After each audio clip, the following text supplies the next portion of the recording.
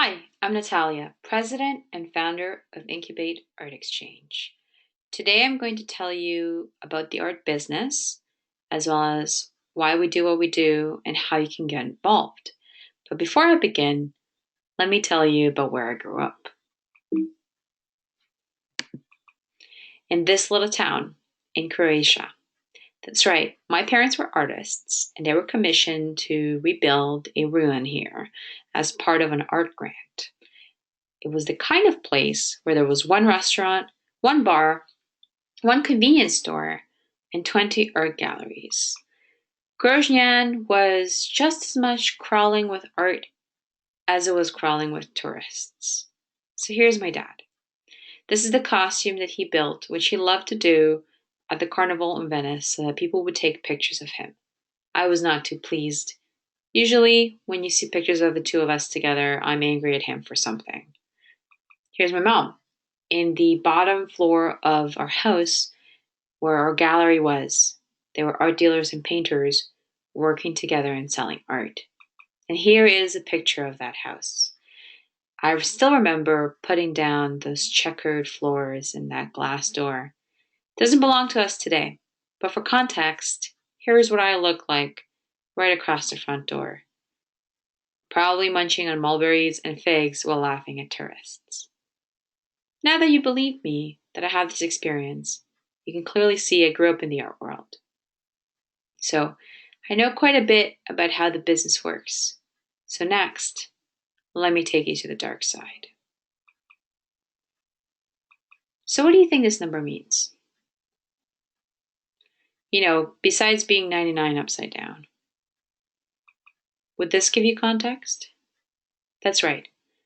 $66 billion is the size of the art market today, as reported by the Art Market International Corporation.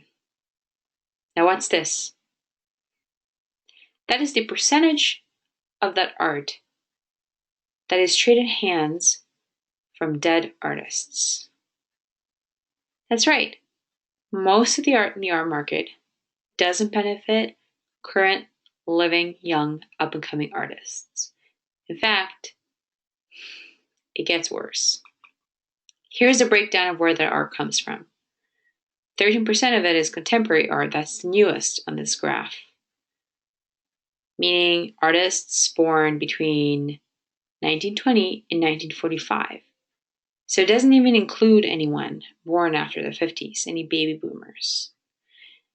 And 60% of this amount is generated by 10 artists alone. Interestingly, the industry uses this term turnover, which means not direct from artist. It's the money that trades hands between art collectors and investors. In fact, the art industry sees art as an investment. And those are just the words that they use. For example, huge economic potential. In fact, I love this term, booming museum industry. This means museums are huge, but there are large institutions that showcase collections of dead artists, and they showcase it around the world, and they trade hands. They make money from this. But what's missing here? What about everyone else? So I did a little bit of research. I wanted to be an art dealer, and I'll tell you why I decided against it, because I came to believe it was borderline immoral. So what determines art value? And when you start looking into it, you'll realize there's only two things: reputation of the dealer and reputation of the artist. So what's missing here? What about the art? What about how good it is? How connected someone is to it? What about the quality? There's no strange reason that doesn't matter as much as, how big of a piece that dealer sold that year, how much money he made, how rich the clients are, etc. So, where does that leave everyone else? Well, how many people have heard of the phrase, Starving artist. Everyone, right? In fact, here's a painting of a starving artist by Spitzweg in 1839. He depicted a poor poet. This is commonly known what we see today about how artists live. In fact, I looked into it. I looked at the demographics, and Canada releases a labor market statistics report, and it goes as follows. Artists in Canada are 2 times more likely to hold 2 or more jobs.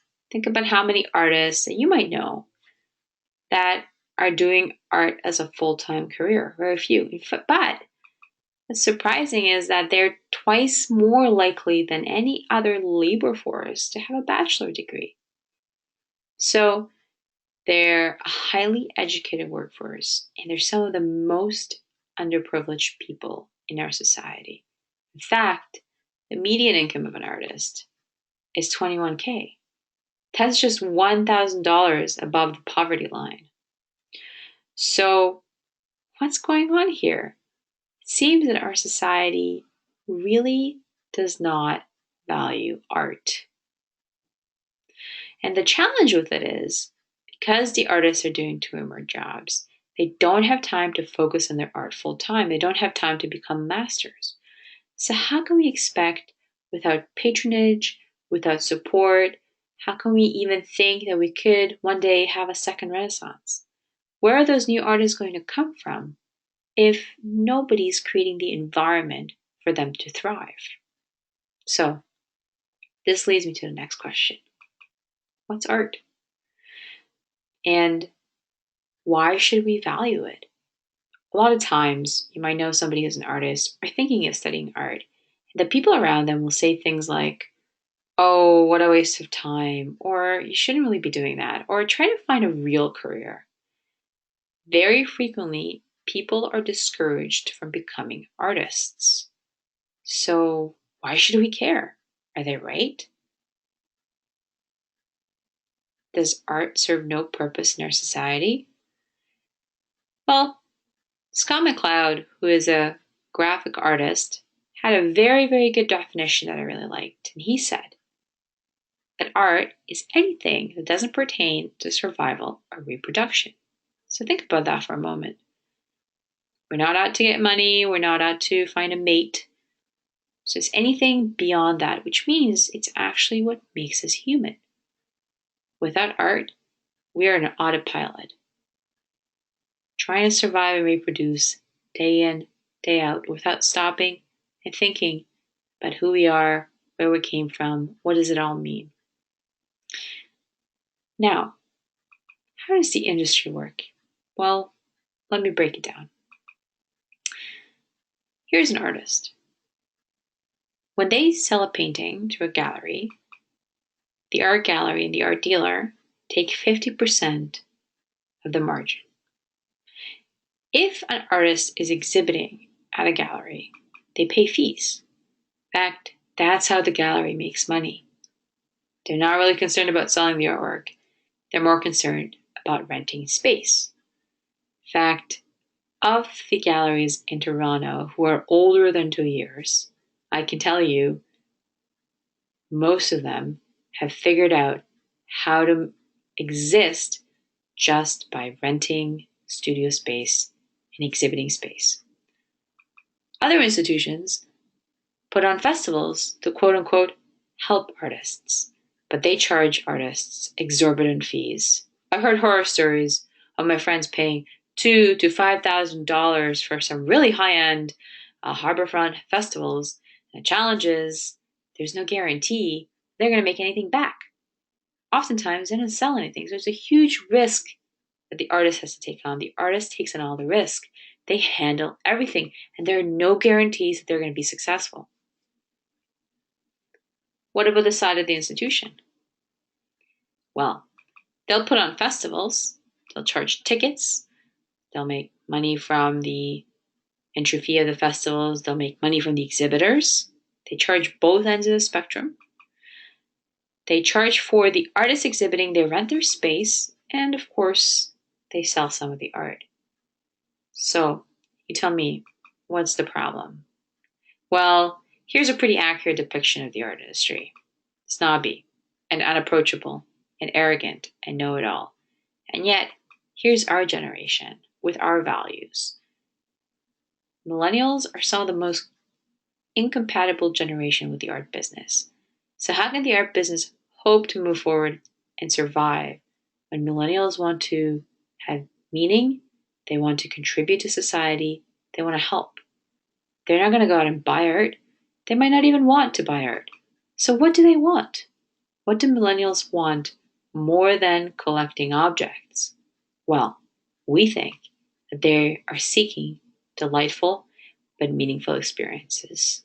So through this, we have crafted our solution, which is crowdfund and sponsor an artist or project, as well as treating artists like rock stars.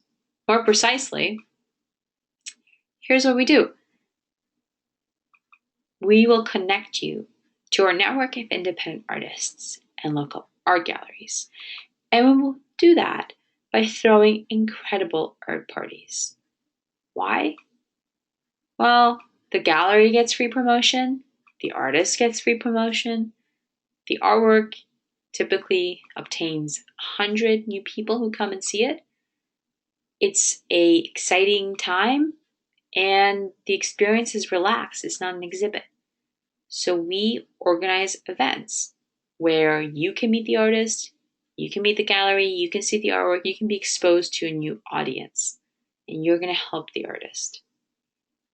Think of us as a long-term gallery hub. We have the network, we highlight and curate what's out there for you to experience it. So here's how the old model works. Usually a gallery will exhibit or run an exhibit for a couple weeks or a week. They'll have a free reception. The artist will bring most of their friends and family, and that's it. Nothing much happens. The gallery is going to wrap up and say, that was a good exhibit. In our world, it's very different. We have an art party, and we charge $30 a ticket. Now, this is unheard of. Most people don't do this. And, when I put on one of our first art parties in my father's gallery on Lansdowne in St. Clair, he was surprised. He said, Mozzo, because he has a nickname for me, I can't believe that 100 people came when you charged them $30. I can't even get 20 people to come when it's free. Maybe I should charge $30. But the fact is, we're not just saying, hey, come to see this exhibit. We're providing something of value.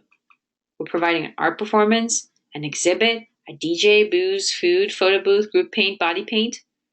100 new people. And once you're done, you can come back and see the exhibit anytime you want. That's included. So this model is very, very radical and turns the traditional gallery sales model on its head. But we found that it really works. The ticket price pays for the event and creates that exposure. Here's a picture of our latest event, Halloween. And you can see here are two of our board members. So to the left is Vera. She does the performances, and in the center is Summer. Summer is wearing a headset. What Vera has done is used a virtual reality headset to paint in 3D in VR. So she's actually created a digital sculpture. It's incredible. And Summer can put on the headset and go through a gallery of her works that she's created. In addition to that, here's a group paint. We've actually taken canvas material and stretched that on a board, and anybody and everybody can leave their mark and get a little sense of what painting is like. In the back there, you can see some of the other studios that the gallery is renting space to, the traditional model. Here are some other examples of things we've done. Another group paint photo on the left with the dinosaur. And here I've actually taken an IKEA print and I've put a sign that says, destroy IKEA, create real art by painting over it. So people have an opportunity to paint over a print and reclaim that waste of space that was created by a generic, industrialized, vacuous company. On the right, we have some exciting body painting, again, executed by Vera. Finally, here's the dance floor, or aka a gallery, and there's a DJ. You can see people are dancing, but they're also looking at the artwork. And what's interesting about this exhibit was really, really cool. It was a Northern Contemporary on Ossington and Queen, and it was called A Night of 100 Demons. So 100 demons, it's a myth from Japanese folklore where the demons pass from the other world into ours. It's very much inspired by anime and manga. So he did a call for submissions at Hitoshi, the owner of the gallery, to invite illustrators and artists to depict their own version of the night. And they created 100 different pieces. And in fact, all the pieces are facing left, so it looks like they're traveling. It's really, really cool. And here's a group shot. Yeah, this was a great fun night. This was us probably late into the evening. Now, how can you get involved? Well, you can sign up for a newsletter on our website. If you came to our Lunch and Learn, surprise, you're already signed up. If you've come to a previous event, you're already signed up. Come to our events. Attend. If you get on the newsletter, we will send you invitations to our events. And of course, volunteer. Now, here's some of the really fun stuff that you will get to do as a volunteer. You'll get to set up, which includes setting up the bar, setting up the photo booth, the art performance, maybe even helping the artists put up their artwork. You'll get to learn a lot about how the gallery works and what's going on in there. Bartending, it's a pretty easy way to volunteer and fun to get those hours in. We need bouncers. You don't have to be tough for this. If you want to man the photo booth, or if you just want to take photos and videos for us, we need a lot of media. And of course, social media. If you want to just go there and post on social media, we need that too, as well as promoting. Now, we need more people to promote. Sometimes you do really funky stuff. Like I went to the AGO during one of their art parties, and I protested outside the lineup to say, hey, don't support the big institution. Come and support the local art galleries. Okay, so what are you going to get from this? Well, you're going to get to learn the local art scene in Toronto. You're going to get to know the artists, the galleries, and starting to appreciate and understand art by experiencing it. So here's your contacts. Carly Bash will be responsible for managing all volunteers. Jessica is in the Department of Promotion, so if you are interested in that. And of course, you know me, you know how to reach me. So here I'm going to leave you with a couple of links. Our website where you can sign up, our Facebook group where we'll be posting the information, email, and of course, our chatter group. Okay, thanks.